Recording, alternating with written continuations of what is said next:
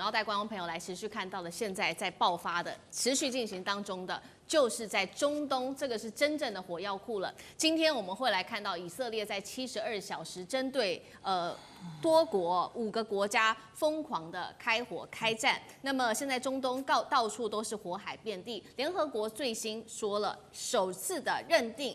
以色列的行为叫做种族灭绝，等一下我们会做讨论。今天的3个火线话题，我们会带观众朋友来看，包括我刚刚提到的72小时以色列无限开战，包括了现在在中东地区多国死伤非常的惨重。再来看到联合国首都认定的种族灭绝之外，欧盟也针对以色列开始祭出制裁了。以色列是否陷入全球孤立？其实这句话，包括了纳坦雅胡自己也都承认了，接下来以色列就是会被孤立。再接下来我们来看到 BBC 最新的这个报道。他说，世界接下来会分裂成2大阵营，这2大阵营就是美国加以色列，你是一个阵营，剩下的其他国家都算是一个阵营。我们赶快来看到最新消息。我们刚刚说72小时无限开战嘛，到底以色列攻击了哪些地方？在卡达之后，接下来就是他攻击了也门。那也门的死伤也是非常惨重，一共炸死了46个人，上百人受伤。另外还有叙利亚、黎巴嫩、巴勒斯坦72小时连轰了非常多地方。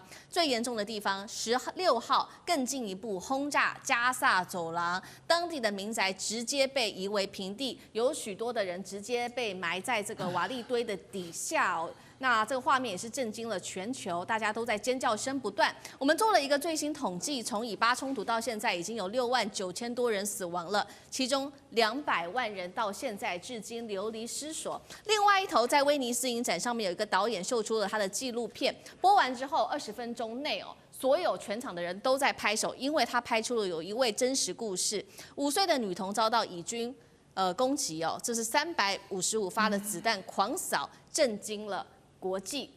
重磅消息，我们要来看到联合国最新的这个报告出炉，它首度认定以色列在加萨构成了种族灭绝。欧盟说了会对以色列祭出制裁，同时设立巴勒斯坦的援助小组。就在这个时候，纳坦雅胡也站出来说了，他说坦诚以色列确实我们现在的状况就是陷入孤立，但是接下来我会仍然强硬的推进殖民地的扩张计划，而巴勒斯坦你要建国，这是我不可能会让它发生，也不可能会存在的事情。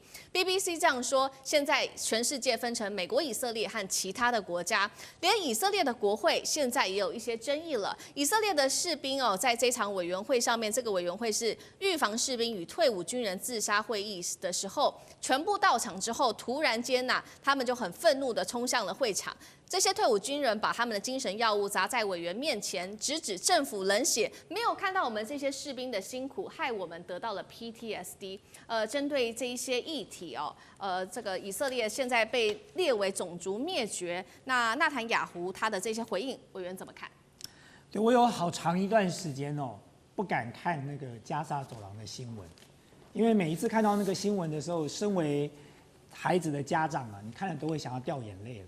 你会想说，这些可爱的孩子，他到底上辈子是造了什么孽，这么可怜，要在那里去受这个苦那更不用讲到我们看到在威尼斯影展的那位导演所公布的那个画面，他当然震惊全世界所以我很好奇的一个问题是，在过去这几十年来，在国际社会一直不断的在讲说，邪恶这个势力的轴心就是中国、俄罗斯、北韩、伊朗这4个国家我们一个一个盘点一下。俄罗斯在俄乌战争上，大家死的都是军人，没什么好讲的，军人保家卫国，军人捍卫理念。但是在那个战场上，不管是俄罗斯跟乌克兰，没有屠杀妇女或者是屠杀小孩子然后更不要讲说俄乌战争打到现在，联合国的观察员、无国界医生、NGO 的组织，没有在那个战场上被滥杀滥炸的。没有发生过的。现在呢，你看一看在加萨是什么样的情况？有多少记者在那里失去了性命？有多少联合国的无国界医生、联合国的工作人员、NGO 组织的人在那里牺牲了性命，被以色列无情的炸弹一个一个丢下去，把他们炸死？这是什么样的一个状况啊？如果俄罗斯可以叫做邪恶轴心，那以色列现在干的就是什么呢？大家以前说北韩是邪恶轴心，金正恩在过去这段时间，除了声音大了点、3不5时丢颗炸弹以外，他干了什么事啊？他去杀了谁啊？他去侵略了哪一个国家？更不要讲中国大陆了。然后你再看看伊朗，你说伊朗就是中东的邪恶的轴心，现在以色列无限开战呢。中东真正的邪恶轴心是谁？是以色列，不是伊朗啊！伊朗有无限开战吗？打成这样的一个德性，这当然是种族灭绝啊！这不是种族灭绝，这是什么？巴勒斯坦人不是人吗？以色列当时是怎么被这个犹太人被德国人屠杀的？被纳粹屠杀的？全世界是给予什么样的一个支持？所以我们支持以色列建国，所以一路走来，大家都对于以色列都有一种情感上的相挺啊。可是今天反过来了，就你当年是被人家种族灭绝，你现在又何苦要种族灭绝巴勒斯坦人呢？巴勒斯坦人也是人啊，他也活在地球上，他跟地球上每一个人一样，都是有人权的。所以我必须要说，以色列很悲哀的是，纳坦雅胡政府跟他那一群右翼的政客不折不扣，就是另外一个希特勒的翻版嘛。他这群人早就该下地狱了。但是我要提到的关键问题是，我不相信纳坦雅胡跟这些右翼的政客代表以色列全部的人，或者代表犹太人。所以我们对他们的所作所为可以不满，但是我们没有必要把所有的怒火都加注在犹太人身上。因为在过去这段时间，我们看到太多犹太人很勇敢的站出来，表达了他们跟以色列政府完全不一样的立场。对，今天以色列背后站的有美国，他绑架了美国。你说美国是以色列的老大哥吗？我觉得美国是以色列的小弟。他们两个人绑在一起，美国任以色列予取予求。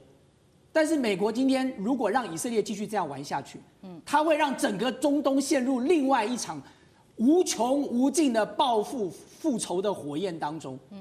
当你看着美国做事，以色列可以派战机在美国跟英国的加油机的支援之下飞过美国的相关的防线，然后去轰炸卡达，你真的认为阿拉伯的国家还会相信美国的保护吗？他还会相信美国对他的承诺吗？美国的承诺原来是有选择性的，哪天以色列要来炸我的时候，你美国就把防线打开了，让他大开方便之门，他油不够你还帮他加油嘞。所以今天美国真的有必要要为以色列赌这一局吗？这最后赔上的是什么？是赔上美国长期以来在国际社会上所建立的普世价值啊！美国过去讲的邪恶轴心，如果相比于以色列，哪一个比得上它呢？而美国却最后选择跟中东的恶魔站在一起。那么接下来呢？全球的秩序要如何维护？谁还要去讲正义？谁还要去讲人权？谁还要去讲说我们应该要捍卫世界的一个游戏规则呢？好，那 Russ 我几个问题，第一个问题是联合国首次贴上以色列种族灭绝的罪名，等一下帮我们回应。第一个，第二个是邪恶轴心到底是伊朗还是以色列？那第三个问题是这一次的加萨战争，刚刚说了嘛，有很多委员提到有很多的犹太人不同意，那所以是纳坦雅胡自己本身跟他的右翼政客的问题吗？这几个问题你怎么看？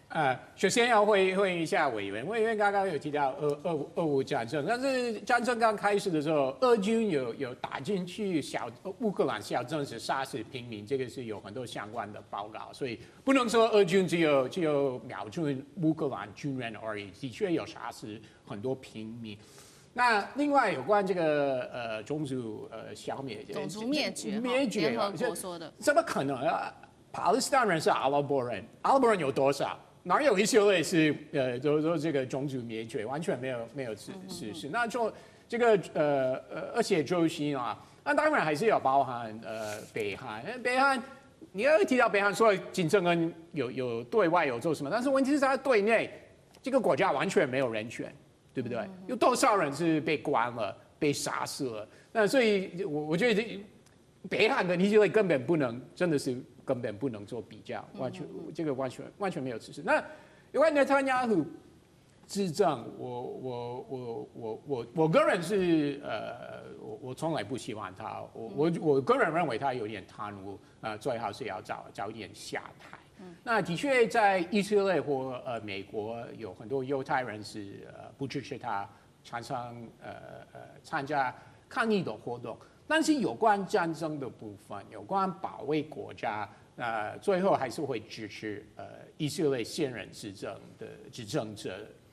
那其实解决这个战争有一个很简单的方法，就是哈马斯投降。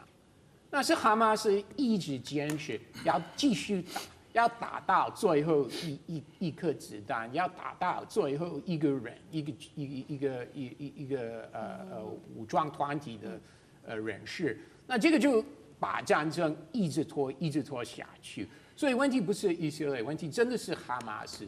那另外我要回答，就是回应这个 BBC 的报告，要提醒观众朋友，这个阵营不只有美国跟以色列，最近有加入另外一个国家，那是哪一个国家？而且我对委员很失望，因为他没有提到这件事情，他花很多时间批评美国，但是没有批评台湾。最近台湾也是很支持以色列，甚至刚好目前这几天又有一个以色列国会议员访问台湾，而且台湾总统来听的外交部都非常高兴，可以在这个时候可以跟以色列关系可以加温。所以你要批评美国好是可以，但是我觉得你要花一点时间看看你自己国家的政府为什么支持以色列。谢谢 Russ 给我这个时间。如果今天 Russ 提到了俄罗斯当时的小镇屠杀，各位还记得吗？那个小镇屠杀让普丁变成了战争罪的罪犯，全世界的公敌。那个小镇死了多少人？屠杀了多少人？以色列现在在巴勒斯坦在加沙走廊杀了多少人？光是妇女跟儿童就5、6万人呢。这群人是该死的吗？他们都是哈马斯，他们手上有拿着枪吗？那个5岁被爆头的小女孩也是哈马斯，这样说得通吗？如果你今天告诉我说巴勒斯坦人是这个阿拉伯人，所以没有种族灭绝，因为阿拉伯人很多。那我告诉你，全世界的人都是地球人，在地球上发生任何战争都没有灭绝了啦，反正都是人嘛。台湾人也是人呐，菲律宾也是人呐，把台湾人就算杀光了，也没有种族灭绝，因为人还在啊，地球人还在，这样讲得通吗？北韩再怎么对内部的问题，你美国怎么对北韩的？川普是怎么称赞他的？美国政府是怎么拉拢北韩的？北韩你现在叫他邪恶轴心，只是因为他内部，你说哦，他内部对民众是这样。看看美国是怎么对越南的。越南当时被美国批评是共产党，拜登为了要拉拢越南去牵制中国大陆，宁愿跑去那里去握着越南的手。看看当时拜登是怎么对阿拉伯的国家的。当时这些阿拉伯国家去谋杀记者的时候，拜登是怎么骂的？结果拜登为了美国的利益又做了什么呢？我要讲的是，这场战争如果是哈马斯跟以色列，那就对哈马斯就好了，不要把责任推到哈马斯头上，说因为哈马斯不愿意放弃战争，所以我要杀光加沙走廊的巴勒斯坦人。这样的讲法真的说不通。欧洲的国家没有一个国家买单的，包含德国。所以在这件事情上，孰是孰非，在国际社会上已经有公论了。我来帮大千来那个干哥，就是说大千的这个观点很简单，就是说，如果今天没有了哈马斯以后，这个问题会减少很多。可是纳坦雅胡他今天所采取的手段，他就是我不论，对，只要是在加沙的，只要是今天胆敢跟以色列对抗的，是，我就认为你是哈马斯。那为什么？跟他的建国的历史有很大的民族情感的创伤的缘故。因为以色列当年建国就是这样，他在非常艰困的环境之中，他才能够。当年的比金总理比现在尼坦雅胡还要鹰派，还要可怕。如果今天他来当总理的话，我跟你讲，巴勒斯坦会被他杀光的。是。对。那所以说，尼坦雅胡他今天当然是因为他在自己的个人的政治身段上面，他必须要这样做，表现他的意志，他也需要国内的支持。但是他所采用的手段，现在已经受到全球的公愤了。连我们在台湾，就是说，我们是民主自由的国家，其实我们老实讲，我们精神上很支持以色列，可是以军在前线的样态，已经不是我们认为那是一个正常的军队的表现。是，难怪会有1万多名以军必须要受到压力创伤症候群的协助。以色列同样没有办法对他们提出协助，因为他们都是国之重器，帮国家打了胜仗，但他们回来之后，他们得了精神忧郁。那今天再问，对另外一边的巴勒斯坦人是怎么样？那个小女孩的那个画面，我看了一段，我没有看完。她是被什么？她是被以色列国防军的虎分式全世界最优秀的坦克虎分战车战车不是有一门主炮吗？都是120毫米吗？她是那个小女孩，跟家人坐在车子里面，被旁边的同轴机枪12.7毫米，那是威力很强大的武器，连续发射。因为开枪的人是主炮手，他不知道那车里面，他认为是哈马斯，结果那是一个寻常百姓的人家。小女孩的车被击中了355发机枪子弹。我可以跟你讲，那个是灰飞烟灭了。对。所以这个小女孩的纪录片受到了很大的那个，就说就观看者的那个精神上的那种同情啊。那她今天可能会在多伦多影展，还有这个伦敦影展再次播放。当她第一次播放的时候，观众起立鼓掌23分钟。我觉得观众可能鼓掌的原因，并不是因为说这个纪录片拍得真好，而是说大家都应该要反思为什么。为什么今天这种悲剧发生之后，国际之间竟然没有人能够谴责，或者是国际之间竟然没有人能够遏制这样的悲剧再发生？因为我们现在在讲话的同时，加沙一样在发生这些悲剧啊，谁能够出手，谁能够帮忙呢？这才是我们今天在这边讨论最重要的问题的重心，是一定要想一个方法，让这个悲剧不要再发生了，而不是让尼坦雅胡每出兵都师出有名。昨天我就讲过了，以色列部队的精锐以及他们的智慧，全球首屈一指。他们每一次只要一发动攻击，他的战果都真的不同凡响。但是他现在对于巴勒斯坦人的正当性已经越来越低了。好，谢谢干哥。那我们休息一下，马上回来。